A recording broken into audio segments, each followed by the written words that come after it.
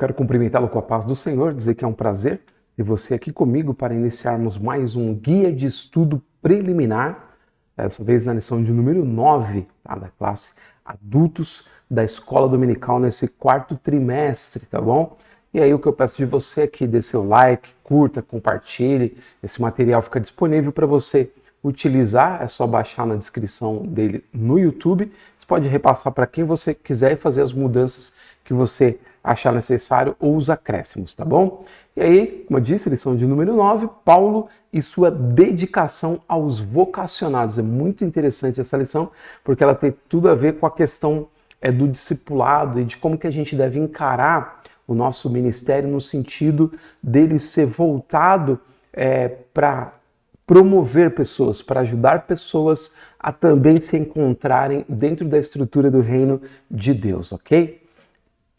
E aí a gente tem o tópico que eu considero o mais importante, porque eu coloco nesse slide toda a estrutura da lição. Então a espinha dorsal da lição é o que você está vendo aqui. Então meu pedido a você é que pause esse slide, tá? Esse vídeo, e você faça aqui uma leitura tranquila de todos os tópicos e subtópicos e em seguida leia a introdução.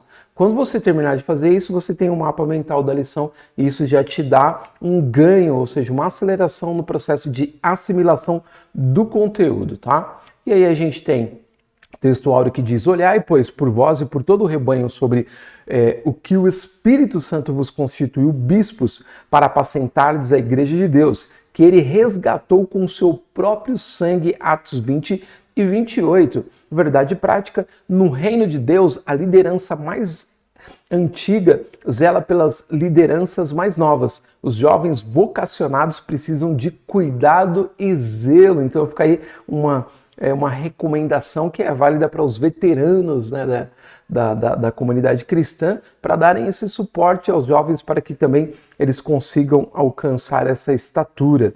A leitura bíblica em classe, em Atos, no capítulo 20, do versículo 17 ao versículo 34, você pode pausar aqui novamente e fazer essa leitura, ok? E aí a gente continua. Agora, para o primeiro tópico, Éfeso, o ponto de aprendizado dos vocacionados. Ponto 1, o ponto de partida, o trecho que eu selecionei diz o seguinte: em Éfeso, o apóstolo permaneceu mais tempo e, por isso, dali surgiu um local estratégico para formar novos discípulos. Assim, preparar seus colaboradores vocacionados para atuar nas igrejas da Ásia era uma tarefa importante, tá? Então, esse é o destaque, o trecho que eu selecionei. É claro que o trecho é maior, mas o que eu considerei mais importante nesse ponto é esse trecho, tá bom? Aí a gente vai para o segundo, Paulo e o despertamento de novas vocações. Podemos citar nomes como os de Timóteo, Sópatro, Segundo, Trófimo, em Atos 20, versículo 4. Tíquico, em Efésios 6, 21, e versículos correlacionados. Depois Tito, Aristarco, Filemão, Gaio e tantos outros. Essas pessoas recebiam ensinos diretamente de Paulo, ou seja, o ministério do apóstolo despertava novas vocações. Então, ele servia como um ponto de apoio para esses novos convertidos que tinham vocação e com o tempo se tornavam também parte dos cooperadores de Paulo nesse importante ministério, ganhando almas para o reino de Deus. E aí o terceiro, Paulo, um mestre inspirado. Paulo reunia vocacionados para dar-lhes instruções de como pastorear a igreja local. Não por acaso temos 3 epístolas paulinas denominadas de cartas pastorais. 1ª, 2ª e 2ª Timóteo e a carta a Tito, tá? Então fica aí mais um aprendizado no sentido de ensino cultural, né? Aquilo que você pode absorver de conhecimento bíblico das cartas que são chamadas de cartas pastorais. Por quê? Porque Paulo dá conselho para os novos pastores, e por isso elas têm esse sentido de epístolas pastorais, ok? Aí a gente vai para o tópico 2, o legado doutrinário de Paulo para os novos líderes. Ponto 1, a advertência de Paulo a respeito dos judaizantes e dos gnósticos. Trecho selecionado. Quem eram os judaizantes? Eram aqueles que exigiam que os gentios convertidos observassem a lei, tais como alguns aspectos: a prática da circuncisão, a guarda do sábado judaico, a observância dos ritos que envolviam datas e comidas. Então havia essa pressão muito grande de uma parte daqueles que aceitaram o evangelho, mas que naturalmente eram judeus e guardavam esses costumes, como até hoje comunidades cristãs que reconhecem Yeshua, que é o nome de Jesus em hebraico, como o Senhor, eles continuam praticando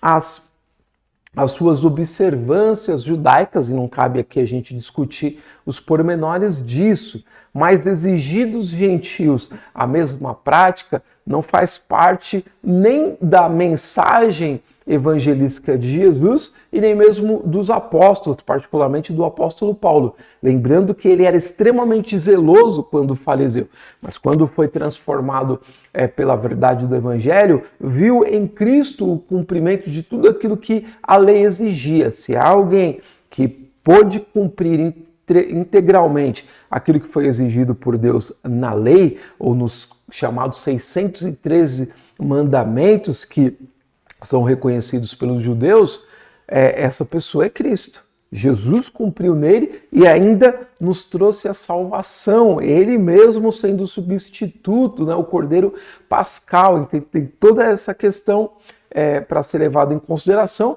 Então, o importante aqui é a gente entender isso, que essa parcela da igreja, né, estava tentando com que os novos convertidos observassem questões que eram próprias deles, e Paulo não admitiu isso de forma alguma.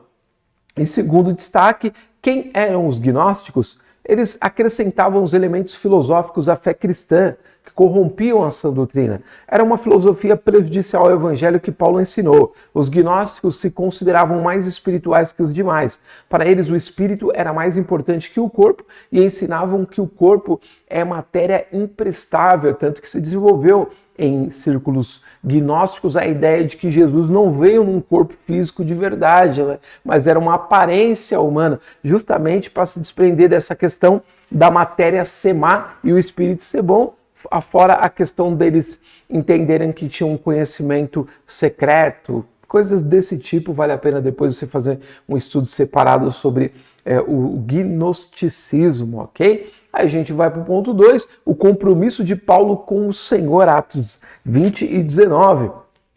Ele preocupava-se em viver de maneira coerente com o que ensinava. Por isso sua vida era sem ostentação, pois desejava refletir a humanidade de Cristo, Atos 20 e 18. Talvez seja um trecho extremamente polêmico no que diz respeito ao que nós vemos nos nossos dias a respeito de lideranças cristãs, né? Há muita ostentação de luxo, de algumas coisas que de repente poderiam ser ponderadas, né? E até não aceitas por essas lideranças, justamente para mostrar o exemplo para o restante do povo. Mas cada um faz a interpretação do seu próprio ministério como achar melhor e se resolva com o Senhor, né? A gente tem um modelo em Paulo que não tem nada a ver com ser próspero, você desenvolver os seus talentos e os seus talentos trazerem uma condição melhor para você. Tudo isso está nas Escrituras e é válido para nós, mas para quem vive da obra, para quem é remunerado pela obra, ok? E para quem se dedica 24 horas a esse trabalho, o melhor é que seja exemplo em tudo. Foi chamado para isso, assume o seu ministério de forma completa, né? E não queira exercer um ministério completamente designado como em tempo integral para o Senhor e ao mesmo tempo ostentar uma vida de luxo potentosa como se fosse um mega empresário do mundo. As coisas não casam, né? Então é muito complicado, não vale a pena nem a gente ficar preso muito nesse ponto. Tá? E o terceiro tópico, Paulo apela aos líderes. O ponto 1 é sobre o desprendimento do obreiro para realizar a obra de Deus. Trecho selecionado. O apóstolo fala sobre o desapego material na vida do obreiro. O versículo 24 mostra que Paulo tinha o coração livre da avareza e da ganância. Tá bom? Então é isso que a gente acabou de falar. Então você pode até complementar quando você estiver tratando do ponto anterior. Aqui, gente, eu quero deixar muito claro que para uma pessoa que exerce o ministério, e não vive da igreja, exerce voluntariamente, tem o seu negócio secular, tem a sua empresa, o seu trabalho, tem a possibilidade de estudar, de fazer uma faculdade, uma pós-graduação, tem um talento numa área que pode trazer uma condição melhor para a sua família, você não pode desprezar isso, porque o comentarista está dizendo sobre essa questão do desapego material. Ele está dizendo, não que uma pessoa não possa ter a condição material, mas que o coração dela não pode estar nisso. O coração dela precisa estar no Senhor. De maneira que até mesmo os seus bens, ela possa também fazer uso para auxiliar pessoas. Então, é uma questão de inteligência para não ir para o extremo nem pelo outro. Porque eu conheço pessoas hoje que tinham a possibilidade de ter uma vida também secular, profissional, acadêmica, de grande desenvoltura e uma vida confortável em vários sentidos e acabou perdendo isso por uma visão errada disso aqui e nem obteve nada do outro lado. E também acontece com alguns pregadores, ou muitos pregadores, a ideia de que ele precisa viver só da obra, quando na verdade ele poderia conciliar. E aí que acontece? Ele tem uma família constituída e ele passa a pregar, prega aqui, prega ali, prega lá, aí as pessoas, os pastores vão abençoando, né? E chega um momento que a pessoa começa a precisar cobrar. Por quê? Porque o que ela recebe não é suficiente para manter a sua família. Seus filhos estão crescendo, a escola pública não ajuda, ele precisa pôr no particular, é caro, aí precisa pagar as contas da casa, e aí ele está vivendo só nesse circuito de pregação e oferta. Aí ele começa a estipular valor.